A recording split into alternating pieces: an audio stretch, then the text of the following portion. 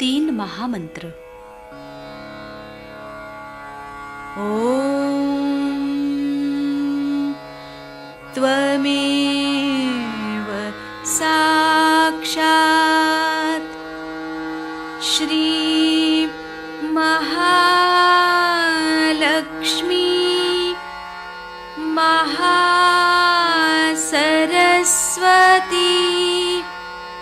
महाकाली त्रिगुणात्मिका कुंडलिनी साक्षात् श्री आदिशक्ति माताजी श्री निर्मला देव्यै नमो नमः। ॐ त्वमेव साक्षात् श्री कल्की साक्षात् श्री आदिशक्ति माताजी श्री निर्मला देव्यै नमो नमः। ॐ त्वमेव साक्षात् श्री कल्की साक्षात् श्री सहस्रार्य स्वामिनी मोक्षप्रदायिनी माताजी श्री निर्मला देव्यै नमो नमः। श्री गणेश मंत्र। ॐ त्वमेव साक्षात् श्री गणेश साक्षात् श्री आदिशक्ति माताजी श्री निर्मला देव्यै नमो नमः।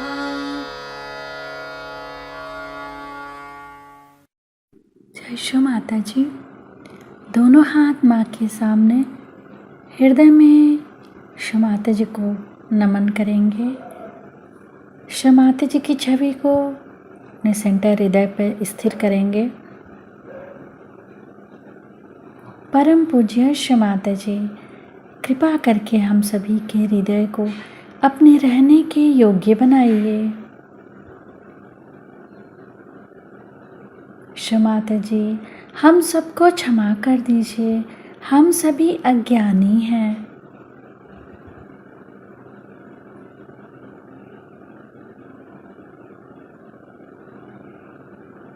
श्री माता जी, हमारे इस हृदय को और पावन कीजिए ताकि आप यहाँ आ सकें।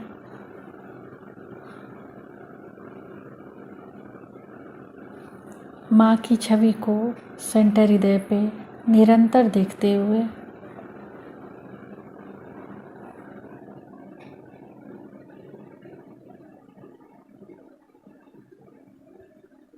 धीरे धीरे अपने संपूर्ण चित्त को दोनों हाथों को देखते हुए माँ से प्रार्थना, श्री माता जी कृपा करके हमारे दोनों हाथों की ओर देखिए।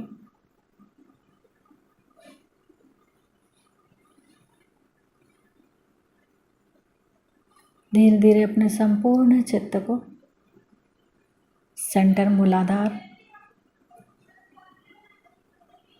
सेंटर मूलाधार को अपने चित्त को वहाँ स्थिर करेंगे।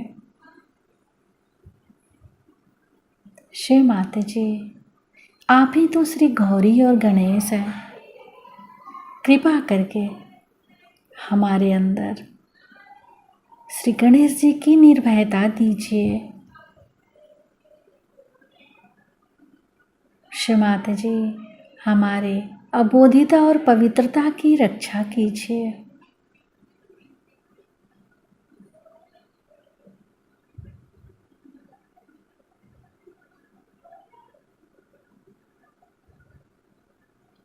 धीरे धीरे अपने संपूर्ण चित्त को सेंटर स्वादिष्ठान,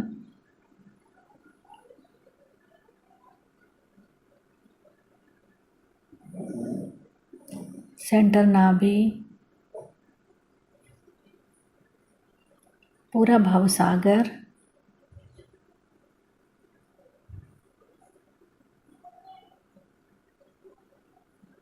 सेंटर हृदय,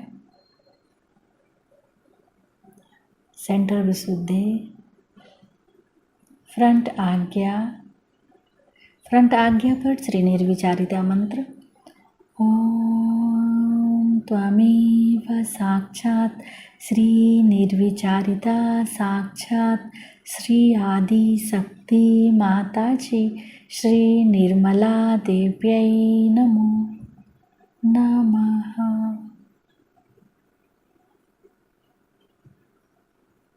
बैक आज्ञा।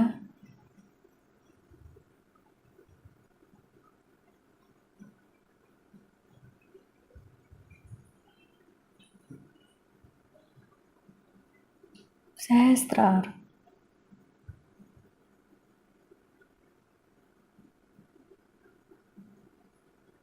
सहस्त्रार पर एक चित रहेगा, एक चित सेंटर मूलाधार, दोनों जगह एक साथ। सहस्त्रार से सेंटर मूलाधार,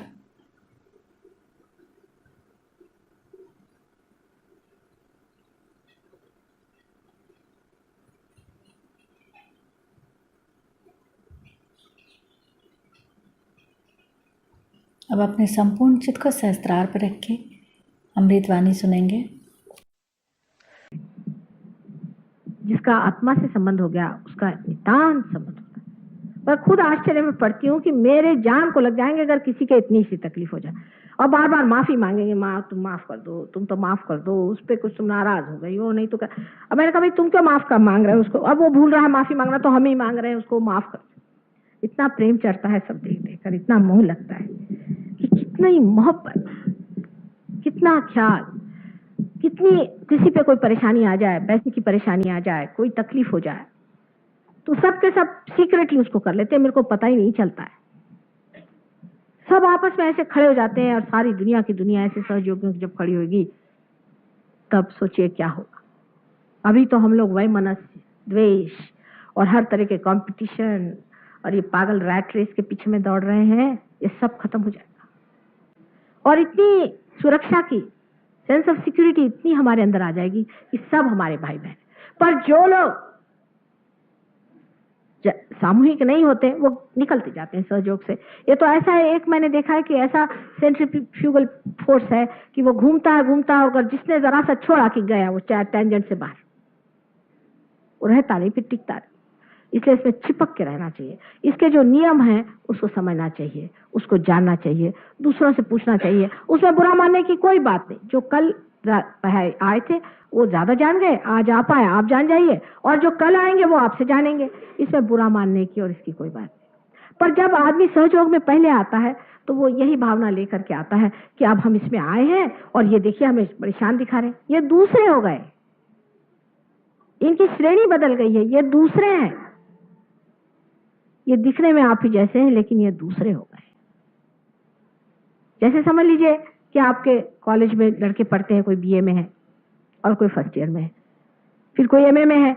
एमए का लड़का पास होकर प्रोफेसर होकर आ जाता है तो हम ये थोड़ी कहते हैं कि कल हमारे साथ ये पढ़ता था और आज आ गया बड़ा हमारे ऊपर। उसी तरह की चीजें, इनकी श्रेणी बदल गई।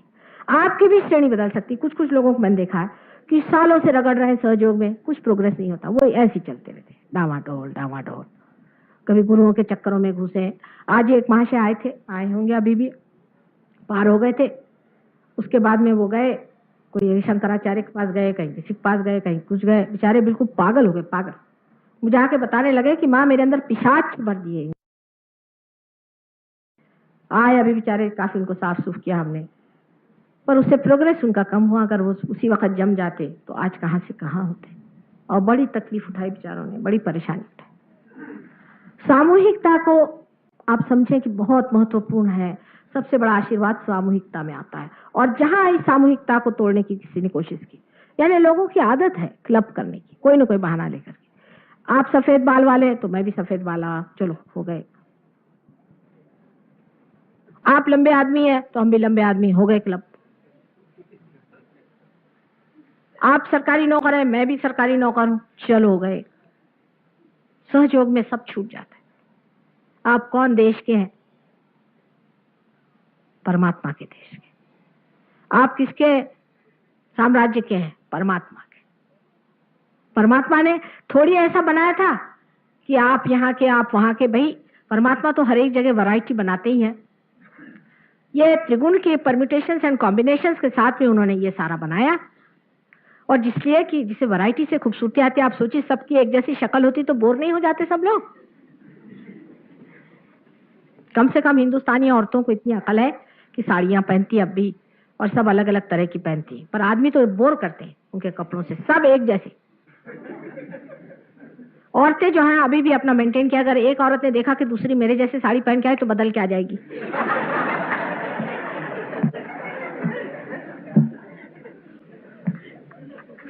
हाँ, वो साड़ी वाले भी इतने होशियार होते हैं बेचारे, वो जानते हैं, उनको आदत पड़ी रहती है। 50 साड़ियां दिखाएंगे, वो थकते नहीं बेचारे। मैं कहती हूँ कौन जीव है ये भी पता नहीं। और कभी उनको पता होगा कि ये साड़ी मेरे पड़ोस के ना, उसके रिश्तेदार के, उसके पास है तो लेंगी नहीं। ये वैरायटी का सेंस जो है, इससे खूबसूरती, सौंदर्य का लक्षण है। इसलिए परमात्मा ने बनाया। उसने सारी सृष्टि सुंदर से बनाई। कहीं पहाड़ बनाए, कहीं पे नदियां बनाई, कहीं कुछ बनाया, इसलिए कि आप लोग उसमें मस्त रहें, मजे में रहें। लेकिन आपने तो इसको ये बना लिया देश, और उसको वो देश बना लिया, उसने वो देश बना लिया, और लड़ रहे हैं आपस में। अजीब हालत है।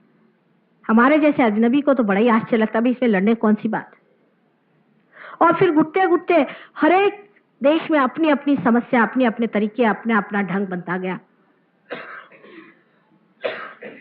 सहयोग में चीज टूट जाती है। आपको देखना चाहिए था कि परदेश के आए हुए लोग जिस तरह से अपने देहातियों के साथ गले मिल मिल करके कूद रहे थे, और वहां पर नृत्य सीख रहे थे, कैसे अपने देहाती लोग नृत्य करते हैं।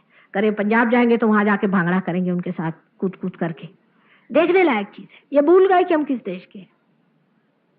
प्रेम, उसका मजा, प्रेम का मजा आता है। फिर ये नहीं सोचता आदमी कि कपड़े क्या पहने हैं, ये कहाँ रह रहा है, कि क्या, बस मजे में। ये सब विचार ही नहीं आता है, कौन बड़ा कौन छोटा, कौन कितनी पोजीशन में है, कुछ ख्याल नहीं आता। ये सब बाह्य की चीजें हैं, सनातन नहीं है, क्योंकि सनातन को पा लिया। पर सबसे बड़ी बात आपको याद रखनी चाहिए हर समय कि हमें सामूहिक होना चाहिए, और सामूहिकता में ही सहयोग के आशीर्वाद है। अकेले अकेले इंडिविजुअलिस्टिक बिल्कुल नहीं, बिल्कुल भी नहीं। आप खो दीजिएगा सब कुछ। मैंने ऐसे बहुत से लोग देखे। लोग ज्यादातर जो बीमारी ठीक करने आते हैं वो ज्यादातर इसी तरह से होते हैं। आए, बीमारी ठीक हो गई, उसके बाद बैठ गए। एक साहब आए थे हमारे पास, बहुत चिल्ला चिल्ला के, माँ मेरा ये जल रहा है, मुझे बचाओ बचाओ बचाओ। मैंने कहा बैठे रहो अभी थोड़ी देर। उसके बाद जब पहुंची तो भाई 5 मिनट में ठीक भी होगा। उसके बाद एक दिन बाजार में मुझे मिले तो मेरा फोटो वोटो रखा हुआ है अपने मोटर में। कल मैंने घर में भी फोटो रखा है, मेरे दिल में भी फोटो है। मैंने कहा बेटे क्या बात है, वाइब्रेशन तो है नहीं? कल हाँ नहीं, और अब एक कोई नई बीमारी हो रही। मैंने कहा सब फोटो बेकार गए ना तुम्हारे लिए, तुम सहयोग करने के लिए केंद्र पे आओ। आप सोचिए दिल्ली शहर में हमारे पास कोई केंद्र नहीं, हर तरह के चोरों के पास यहाँ इतने बड़े बड़े आश्रम बन गए। हमारे पास अभी कोई जगह नहीं, किसी के घर में ही हम कर रहे हैं। कोई बात नहीं, हमारे पास जो धन है वो सबसे बड़ी चीज है। उसके लिए कोई जरूरी नहीं कि हम महल खड़े हों और बड़े एयर कंडीशन आश्रम हो, वो तो कभी होंगे ही नहीं हमारे। और अभी तक हमें कहीं भी हम लोग जमीन नहीं खरीद पाए, क्योंकि हमने ये कहा था कि हम ब्लैक मार्केट का पैसा नहीं देंगे। तो आज तक इस दिल्ली शहर में एक आदमी नहीं मिला जिसने कहा अच्छा माँ हम आपको ऐसी जमीन देंगे जिसमें सीधा सीधा पैसा हो। एक आदमी नहीं मिला इस दिल्ली शहर में और उस बड़े भारी बंबई शहर में आपके।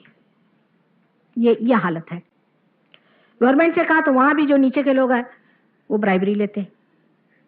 उनको क्या मालूम ये सब चीज कि ऐसा ऐसा होता है, लेकिन होता है। और उसके बाद उन्होंने जमीन दी भी, मतलब किसी ने ब्राइबरी तो हमने दी नहीं, तो उन्होंने हमें सब्जी मंडी के अंदर जगह दी। बताइए, सब्जी मंडी के अंदर जहां बैल बांधते हैं वहां उन्होंने सहयोगियों के लिए जगह दी। हमने कहा भाई जिसने दी उसने कभी देखा भी कि बैलों के साथ क्या सहयोगी वहां बैठने वाले। बहरहाल अब तो उस बात को लोग समझ गए। हमें बहुत दौड़ना पड़ा सालों तक, आज 10 वर्ष से कोशिश करने के बाद अब उन्होंने कहा है कि हम इस पर सोचेंगे। इसका अर्थ आप सरकारी नौकर जानते हैं। अभी वो सोच ही रहे हैं। तो बहरहाल जब भी जगह होगी, जैसी भी जगह, आप उसको देखें, वहां करें। जो भी अभी सुब्रमण्यम साहब ने अपना घर दिया हुआ है वहीं होता है। और कोई जगह अगर आपको मिल जाए तो ऐसी कोई जगह कर लीजिए। कोई जरूरत नहीं कि बहुत बड़ी जगह हो, सर्वसाधारण जहां लोग आ सके। इस तरह से सब अपना ही कार्य हमारे बच्चों के लिए हम कर रहे हैं, हमारे सारे मानव जाति के लिए हम कर रहे हैं। इसके लिए बहुत बड़ा आडंबर करने की जरूरत नहीं। सादगी से ही, सरलता से ही सबको बैठ के करना चाहिए।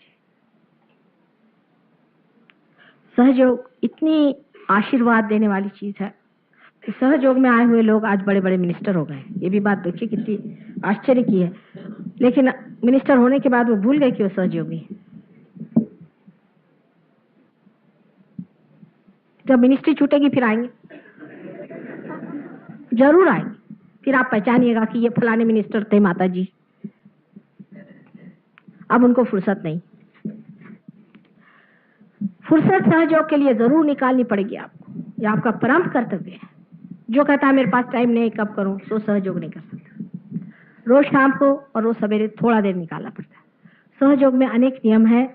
अपने आचार व्यवहार, बर्ताव, रहन सहन, आसन आदि क्या क्या करने के वगैरह सबके नियम है। मैं सब नहीं बता सकती। एक साहब ने प्रश्न किया कि माता जी आपने कहे थे कि उसके आसन बताओ, तो मैं सब चक्रों के आसन आज नहीं बता सकती, लेकिन इसके मामले में बहुत लोग जानते हैं कौन से आसन करने चाहिए, कौन से चक्र।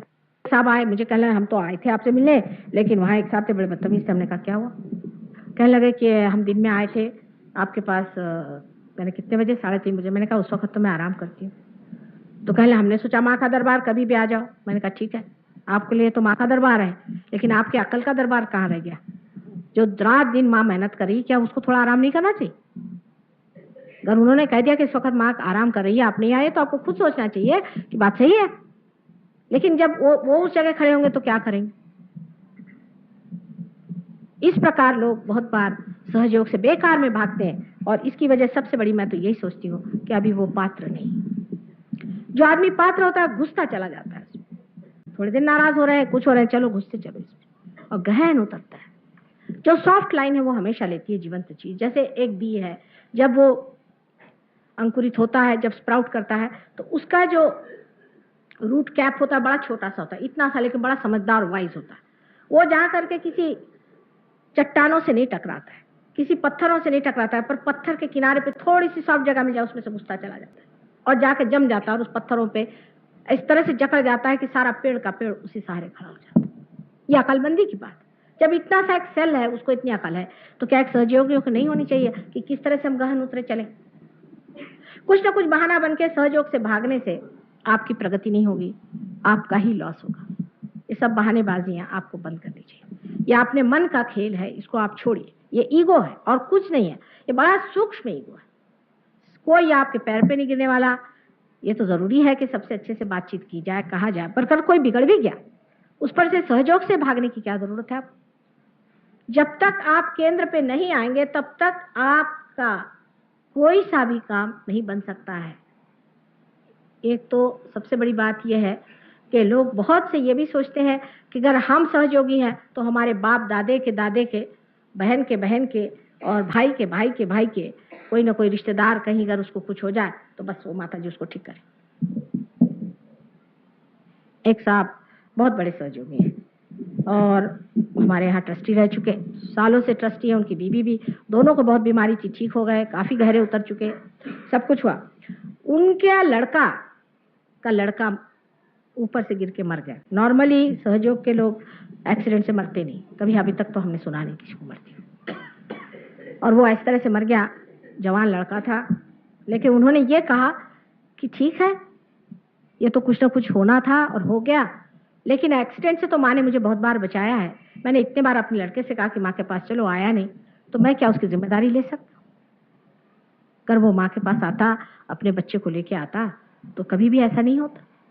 उन्होंने यही मुझसे बात कही और इतने उस बच्चे को प्यार करते थे, सब कुछ। लेकिन उन्होंने कहा कि जब बाप ही नहीं आ रहा था तो लड़का क्या आएगा? आपके जितने रिश्तेदार हैं उनका ठेका हमने नहीं लिया हुआ, ना आप लीजिए। आप उनसे कहिए कि सहयोग में आप उतरे, सहयोग को आप पाएं, और इसकी रिश्तेदारी आप अगर उठा ले तो सारी दुनिया ही आपके रिश्तेदार है। पर यह सोचना कि मेरी बहन बीमार रहती है और मेरे फलाने बीमार रहते हैं और इस तरह से जो लोग करते हैं, उससे कोई लाभ नहीं। पहले आपको पार हो जाना चाहिए। पार होने के बाद आपका अधिकार बनता है। उस अधिकार के स्वरूप आप चाहे जो भी मांगे, आपका पूरा अधिकार है। सर आंखों पर है।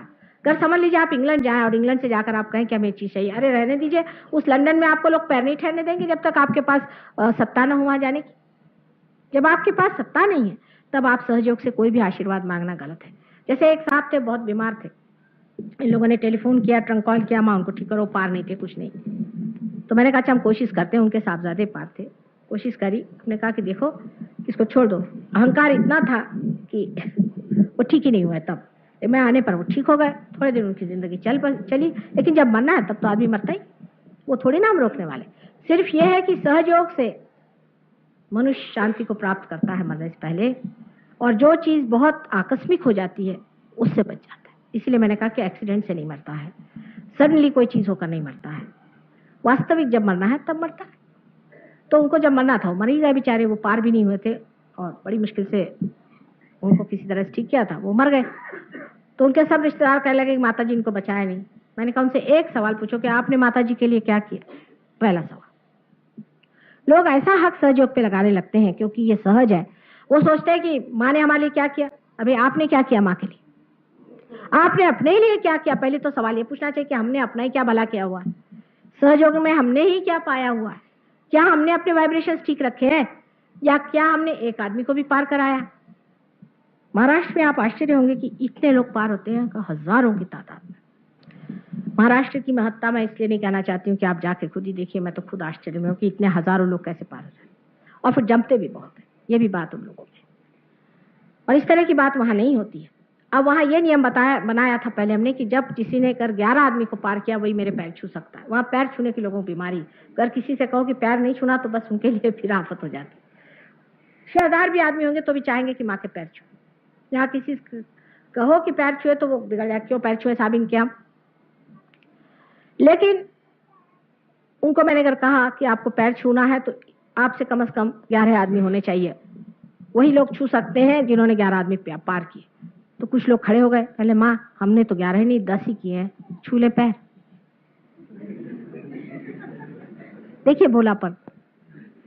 अब उन्होंने कहा कि भाई अब 21 बनाओ, कम से कम 21 पार किए तो माँ के पैर छू सकते, नहीं तो अधिकार नहीं जमता। और ये काम बन गया। 21 वाले बहुत निकल आए, इतने निकल आए कि मुझे कहना पड़ा भैया आप जाने दो, अब नंबर बढ़ाओ। और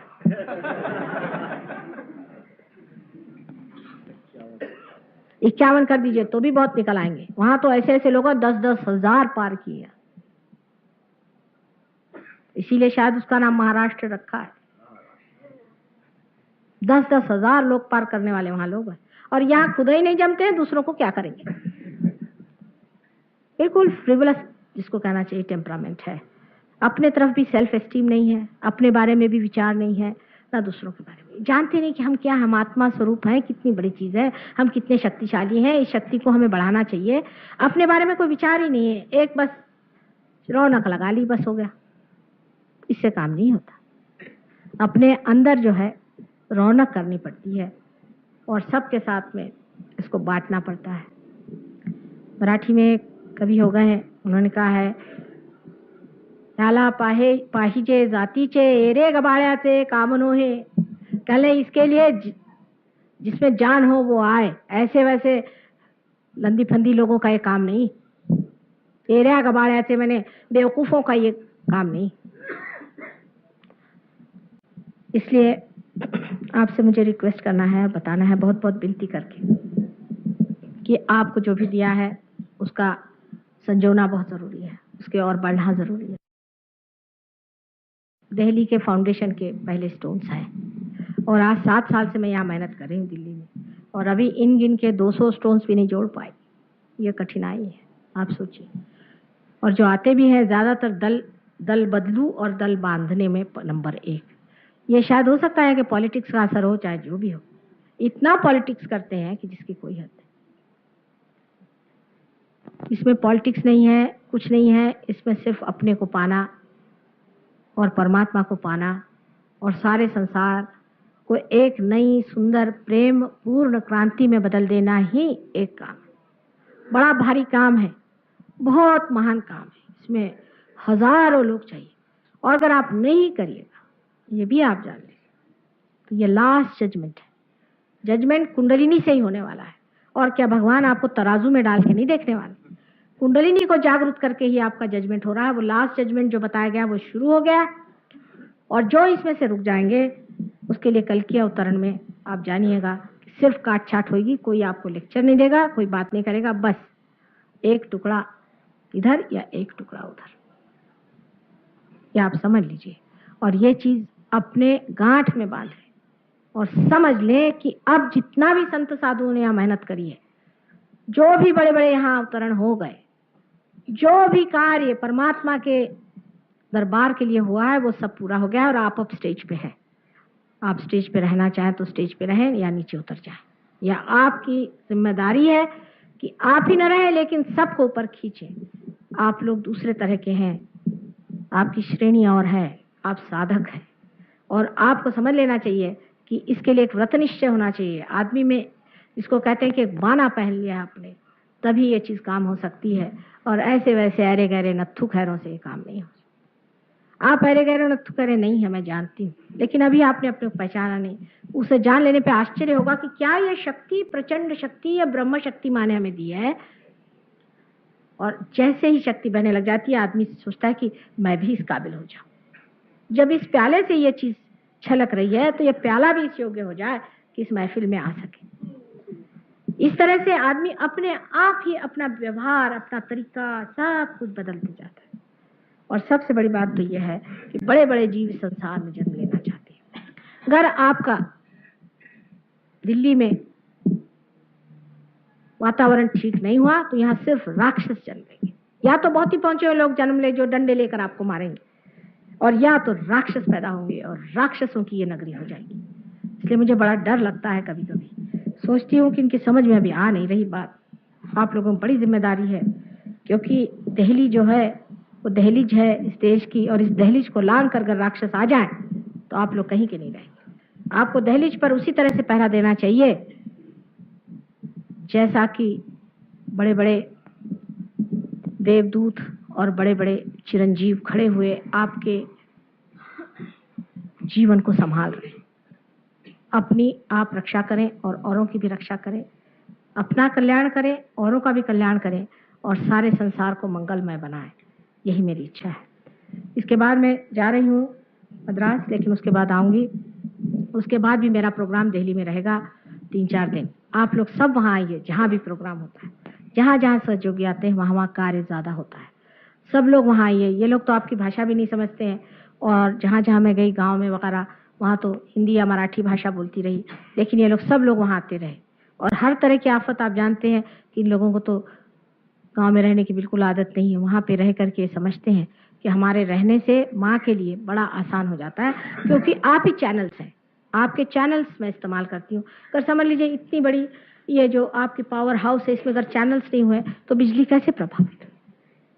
वो चैनल्स आप है। इसलिए आपको चाहिए कि जहाँ भी मैं करूँ, जब तक मैं हूँ, इसको निश्चय से धर्म समझ के आप वहाँ आएँ, और इस कार्य को आप अपने लिए भी अपनाइए और दूसरों के लिए भी अपनाइए।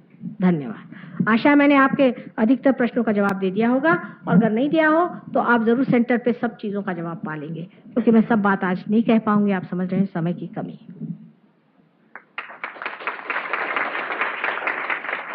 उसके अलग अलग स्तर होते हैं खाने के। जैसे कि एक तो उसका मौलिक स्तर हुआ कि कार्बोहाइड्रेट्स हैं या प्रोटीन्स हैं या क्या है वगैरह वगैरह। अब ये जो एक उसका स्तर है, फीडियल स्तर जिसे कहना चाहिए, उस स्तर को इस तरह से समझना चाहिए कि आपको जिस चीज की जरूरत है वो आपको खाना चाहिए।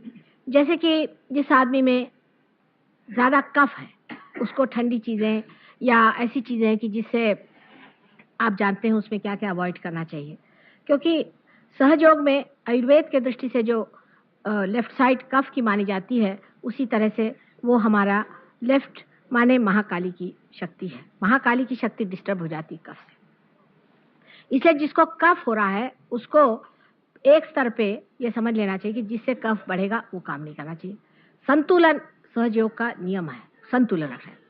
अब जिस आदमी में समझ लीजिए कि बड़ा कॉन्स्टिपेटेड रहता है, उसको रफेज बहुत लेना चाहिए, आप जानते हैं। पर कोई लोग, विशेषकर जो पैरासिम्पैथेटिक नर्वस सिस्टम का ये काम है, बहुत से लोगों को डायरिया की शिकायत हो जा सकती है।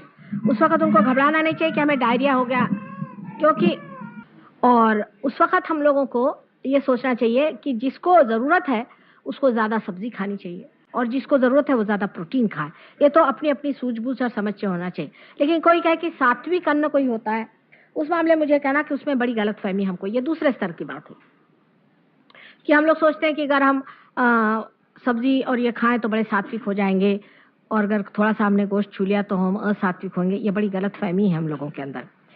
आप जानते हैं कि नानक साहब थे, शिरडी साईनाथ थे, या सब लोग ये सब गोश्त खाते थे, रामचंद्र जी भी गोश्त खाते थे। तो इस तरह की आइडिया कर लेना कि इसे गोश्त कोई खा ले तो वो बिल्कुल अधर्मी हो गया और आप अगर घास खाएं तो आप बड़े धार्मिक हो गए, ये गलत बात है। लेकिन इसका ये भी मतलब नहीं है कि आप गोश्त खाइए ही। अगर आप वेजिटेरियन है तो आप वेजिटेरियन रहिए, नॉन वेजिटेरियन रहिए। सिर्फ देखना चाहिए जरूरत किस चीज की। समझ लीजिए किसी आदमी में बहुत डायरिया होता है तो उसके लिए प्रोटीन फूड उसको मदद करेगा हमेशा, इसलिए अगर वो प्रोटीन फूड खाए तो कोई हर्ज नहीं। लेकिन हर समय खाने पीने के बारे में सोचने से ही गड़बड़ हो जाती है। आप अगर मुझे पूछे कि मैंने दिन में क्या खाया तो मुझे नहीं पता, या शाम को क्या खाया मुझे पता है।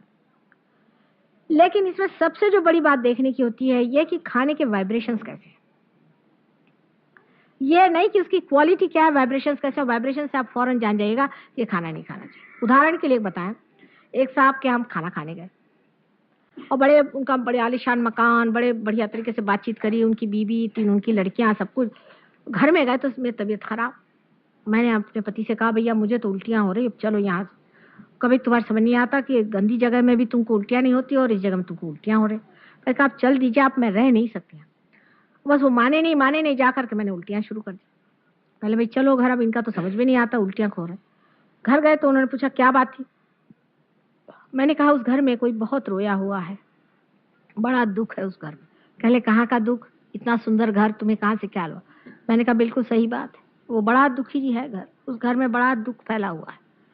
उसके बाद 8 दिन बाद हमारी लड़की के स्कूल की एक लड़की हमसे मिलने आई, बड़ी बेचारी गरीब सी, उसके कपड़े फटे हुए। मैंने कहा इतने अच्छे स्कूल में ऐसी लड़की कैसे ऐसी रह रही।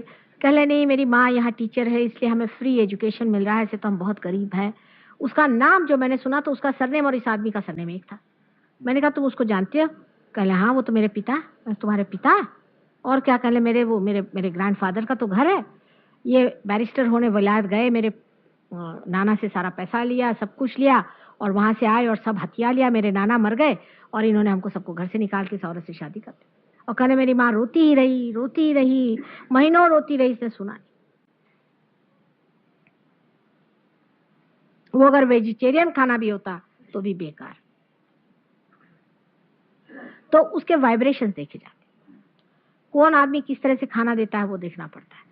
और अगर गलत खाना आपके पेट में चला जाए तो फौरन आपको उल्टी हो जाएगी सहयोग के बाद में, या डायरिया हो जाएगा। अभी एक रिश्तेदारी में ही किसी की शादी तय हुई है, सहयोगी मतलब रिश्तेदार मेरे तो सहयोगी है ना। तो वो गए किसी, उन्होंने कहा चलिए हमारे रिश्तेदारों से मिलने के लिए। तो दामादों को ले गए।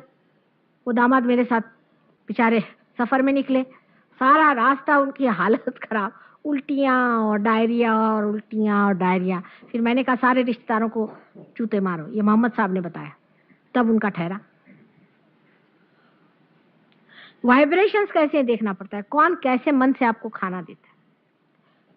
इसमें इतनी बारीक चीज है कि खाने पे ज्यादा सोचने की जरूरत नहीं। अगर वाइब्रेशन ठीक नहीं हो आप खाइए नहीं। पहले उसके वाइब्रेशन देख लेने चाहिए। बाद में आप खुद ही समझ जाएगा कि इसके वाइब्रेशन ठीक नहीं है, ये खाना खाने का। किसी तरह से बात टाल दीजिए। जैसे आप किसी भी मंदिर का प्रसाद कभी मत खाइएगा, कभी भी नहीं, कोई भी मंदिर का,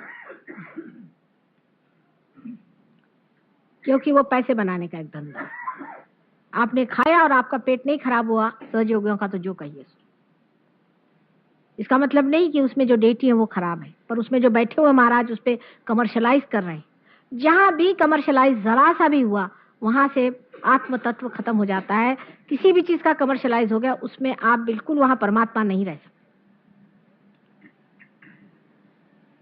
एक बिल्कुल जो सत्य है वो सत्य है, वो सत्य ही रहेगा। वो मेरे कहने से या मुझे कोई आपसे इलेक्शन नहीं जीतने का, बदल लेने वाला। अब जैसे एक मंदिर में हम गए थे, वहां के लोग नाराज हो गए क्योंकि मैंने कहा कि भगवान के नाम पर आप उपवास नहीं कर सकते। क्योंकि ये तो अच्छा है, पुजारी बाबा ने कहा कि भाई तू उपवास करना सोमवार को, लेकिन भगवान को लड्डू चढ़ाना। तू वो भगवान कौन है आपको मालूम? भगवान के नाम पर आप उपवास नहीं कर सकते। आप अपने लिए करिए, वो दूसरी बात है, लंघन का। भगवान के नाम पर आप कुछ नहीं कर सकते सिवाय एक चीज के, कुंडलिनी का जागरण। सोशल वर्क कर रहे हैं, कोई मरीजों को संभाल रहे भगवान के नाम पे। अरे कोई भगवान को यही धंधा बचा है? भगवान के नाम पर सिर्फ कुंडलिनी का जागरण होता है और एज अ बाय प्रोडक्ट लोगों की भलाई हो जाती है, वो दूसरी बात है। पर असल में होता है काम सिर्फ कुंडलिनी जागरण का, जो जीवंत कार्य। अगर परमात्मा जीवंत है तो जीवंत ही कार्य करते हैं। वो थोड़ी ना कि हॉस्पिटल के खटिया बना रहे हैं, वहां मरीजों को लाकर लिटा रहे हैं भगवान के नाम पर, और भगवान के नाम पर पैसा इकट्ठा कर रहे हैं, भगवान के नाम पर ये कर रहे हैं। उनका तकिया कलाम हो जाता भगवान के नाम पर। इसलिए खाना भी जो खाइए वो ऐसा खाएं कि जिधर ज्यादा चित्त न जाए। ज्यादा खाने पर हम लोग बहुत विचार करते हैं, तो हिंदुस्तानियों की खास चीज है। किसी से बात करने मेरा तो जी उब जाता है। आज सवेरे मेरा एक लेक्चर मिला मुझे कि मेरा तो यह है कि मैं शहद और ये खाती हूँ। भाई खाते हो तो कौन आपने बड़ा भारी कमाल कर दिया। मैं तो छाली खा ही नहीं सकती। घर जरा से मैंने मलाई देख ली दूध में तो हो गया, मेरे उल्टी हो गई। तो होंगे आप कौन, आप अफलातून। वो तो लोग अपने खाने का वर्णन ऐसा बताते हैं कि जैसे इसी से उनके चार तरफ में आप प्रकाश उसी वजह से फैल रहा है। अरे आप कुछ खाते हो, खाए, क्या उससे मतलब होता है? और जोर जोर से आपस में पूछे भाई क्या खाया आज, सिवाय खाने पीने के और हम कुछ बात नहीं। जैसे यूपी के आदमी होंगे तो उनको जो खाना पसंद होगा वही उनको चाहिए, जो उनके माँ ने बचपन में खिलाया वही जिंदगी भर चाहिए, वो कोई और चीज पसंद नहीं करेंगे। अगर पंजाबी होंगे तो उनको पंजाबी ही खाना चाहिए। उनके ख्याल से पंजाबी हो जैसा कोई खाना ही नहीं बनाता। मद्रासी होंगे तो पंजाबी क्या खाना बनाते हैं, हम ही खाना बनाते हैं। और उस पर इतना झगड़ा करते हैं हम लोग। एक बार आपको मालूम होगा बंगाल में अकाल पड़ गया था मछलियों का। बंगाली जो है कहते हैं लोग भूखे हैं। कौन कहेगा भूखे हैं? ये सिवाय रोहू मछली के और कोई मछली नहीं खाते, जबकि रोहू उनके यहाँ होती नहीं, सब बाहर से जाती। और जब मछली नहीं मिली तो बेचारे बंबई वालों ने उनके लिए भर करके एक पूरा शिप भेजा, पॉम्फलेट्स वगैरह। तो उन्होंने सब सड़ गया। बंगालियों ने कहा ये हम नहीं खा सकते, पॉम्फलेट नहीं, हम नहीं खा सकते ये गंदी मछली, हम तो वही खाएंगे रोहू, चाहे सड़ा के खा ले। ये हमारे देश में बीमारी है सबको इतनी। हमेशा सुबह शाम तक मैंने उसके यहाँ ये खाया, उसने वो खिलाया, रात दिन चलते रहता। और किसी देश में इतना नहीं। मेरी बीबी ये अच्छा बनाती है, हर समय खाने पीने की बात। हम लोग की जीभ बढ़ गई, आंख नहीं बढ़ी। जीभ ही है, जीभ ही है हम लोग, और कुछ नहीं रह गए। तो बोलते ज्यादा है और एक खाते ज्यादा है। इतना हम लोग को खाने की बीमारी। खाएंगे कुछ नहीं, ये अच्छा नहीं बना, इसमें प्याज ज्यादा पड़ गया, उसमें उन्हें बीबी बेचारी परेशान। लेकिन आप जापानी लोगों को देखिए, उनकी आंख इतनी तेज है। अब जैसे आते साथ कहेंगे साहब ये क्या गुलाबी रंग लगा रखा है, इसमें सफेद नहीं, इसके साथ दूसरा रंग होना चाहिए। इतना सेंस उनको कलर का होता है, इतना सेंस होता है, इमीडिएटली कह देंगे इसके एस्थेटिक्स ठीक नहीं, मतलब उसके पूरे वाइब्रेशंस पकड़ लेंगे। संगीत का लोगों को इतना ज्ञान होता है, जरा सा स्वर इधर से उधर हो जाता है। हम लोग के तो कान भी नहीं है, सारे तरह के बेसुरे गाने हम लोग सुनते रहते सुबह शाम तक। उसका बेसुरापन नहीं समझ में आता कि ये बेसुरी चीज है। लेकिन खाने के मामले में जरा सा प्याज लाल ज्यादा हो गया कि कच्चा ज्यादा हो गया, उसको पकड़ के बैठ जाएंगे बड़े बड़े लोग। आपको आश्चर्य होगा, मैंने प्राइम मिनिस्टरों को ऐसी बातें करती हूँ। वो कहते हैं साहब मुझे तो फलाने चीज की एक जलेबी पसंद है, बताइए, इसे सभी लोग इस देश में करते हैं कि उनको पसंद है तो लिए चले जा रहे हैं लोग, हो गया। ये शोभा नहीं देता। हर एक तरह के आदमी में यहाँ बीमारी है। ये तो अपने देश की मैं कहती हूँ कि खास चीज है। हिंदुस्तानियों को जानना है तो उनसे खाने की बातचीत करिए, फिर वो बताएंगे कि वो क्या खाते हैं क्या नहीं खाते। अरे भाई वो तो जाहिर ही है कि आप क्या खाते हैं और क्या नहीं खाते, इसमें बताने की कौन सी जरूरत है। सबका अल्कोहल छूट गया उनका, उन सब वेस्टर्नर्स का अल्कोहल तो क्या, ड्रग्स छूट गया, सिगरेट छूट गया। मैंने उनसे कहा तुम लोग क्या आंख इधर उधर बहुत जाती, जमीन को देख के चलते। इनमें हमें यही अंतर है, ये पाते देरी से हैं लेकिन जमते हैं, अपनी इज्जत बहुत करते हैं। ऐसे जमे हुए हैं कि एक एक आदमी जो लाखों हिंदुस्तानियों के बराबर हो जाएगा कभी। मेहनत करते हैं, अपने जैसे नहीं। और हम लोग पाते तो खट से हैं, यहाँ पे अभी सबके सब पार हो जाएंगे मुझे मालूम, लेकिन गए बेकार। ये बात सच्ची इन लोग की सीखने लायक। और इतना ओबीडियंस है इन लोग में, इतना ओबीडियंस है कि मैं खुद हैरान हो जाती हूँ। बस बात तुमने कह दिया हो गया, फिर आगे आगे क्या बात ही नहीं, आगे बात करने की क्या बात। अगर इनसे किसी ने पूछा कि भाई तुम इतना माँ को क्यों मानते, कल हमको किसी ने दिया ही नहीं, ये तो परम जिसने दे दिया उससे आगे और किससे बात करने की। और कह दिया यहाँ बैठ जाओ तो बेचारे कभी जमीन पे बैठते नहीं, देखो घंटों बैठे हो। किसी अंग्रेज को बिठा दो तुम ना, तुम्हें मार के भागे। लेकिन इनकी सादगी देखो किस तरह से इन्होंने माना, क्योंकि परम का महात्म्य इनको बहुत है। इन्होंने मुश्किल से पाया, एक एक आदमी पे कभी कभी महीना महीना भर मेहनत करनी पड़ती, तब कहीं कुंडलिनी जागृत होती। हाँ बेटा, हाँ क्या कह रहे, हाँ ये सब बातें हैं बेटा, बैठ जाओ। कर्म भी आपका ईगो ही करता है ना, कौन करता है आपसे? कर्म से आप अकर्म में चले जाते हैं। अब नॉन वेजिटेरियन कोई मैं थोड़ी करे कि खाओ ही, पर कोई खाता है तो वो पाप नहीं करता है। ये गलत फहमी हमारे अंदर है कि कोई वेजिटेरियन खा करके भगवान को पालेगा, ये बहुत बड़ी गलत बात हम सोचते हैं। ये ऐसा है, समझ लीजिए इस कमरे में आपको लाइट जलानी है, सीधा हिसाब है ना लाइट जलाने की है। अब इसमें कोई सा भी आप रंग लगाओ, उससे उस लाइट पे क्या असर आने वाला है? अब लोगों का यह कहना है कि आप वेजिटेरियन खाना खाते हैं उससे आप बड़े सात्विक हो जाते हैं। मैंने तो आज तक ऐसा नहीं देखा। आप मारवाड़ी लोगों को देखिए, ये तो लहसुन भी नहीं खाते, प्याज भी नहीं खाते। किसी मारवाड़ी को डराना तो एक लहसुन दिखा दीजिए, वो गोल घूमते रहेगा, चक्कर आ जाएगा उसको। आपको अगर किसी को काबू करना मारवाड़ी को तो आप लहसुन खा के जाइए उसके दरवाजे, खत्म। वो कहेगा भैया जो चाहिए ले जा, मुझे बख्शो। अब यह पता हुआ है कि लहसुन खाने से हृदय बहुत अच्छा रहता है, लहसुन की तो थेरेपी निकल आई। इन्होंने कहा लहसुन नहीं खाओ, प्याज नहीं खाओ, सबके हार्ट अटैक्स आएंगे, फिर क्या होगा? मैंने आज तक नहीं देखा है कि कोई भी आदमी वेजिटेरियन है इसलिए वो बड़ा ही अच्छा आदमी। ज्यादातर जो लोग खाने का बहुत सोचते हैं बड़े क्रोधी होते, बहुत ही क्रोधी लोग होते। मतलब ये कि ये नहीं खाना, वो नहीं खाना, 25 मरतबा हाथ धोना और इसको नहीं छूना, उसको नहीं छूना। ऐसे अगर लोग कहीं दिखाई दे उनसे आप भागी। उनमें प्रेम नहीं होता। सबसे बड़ी चीज है प्रेम, प्यार की बात है। और कर्म जो है कि हम थोड़ी किसी को मारने जाते हैं, हम किसी को ना मारते हैं ना कोई मरता है। कृष्ण ने खुद ही कहा जो मरा हुआ है उसको क्या मारने का, और मरता ही नहीं कोई मर जाए तो बहुत ही अच्छी बात है, कोई मरता है? कोई भी नहीं मरता।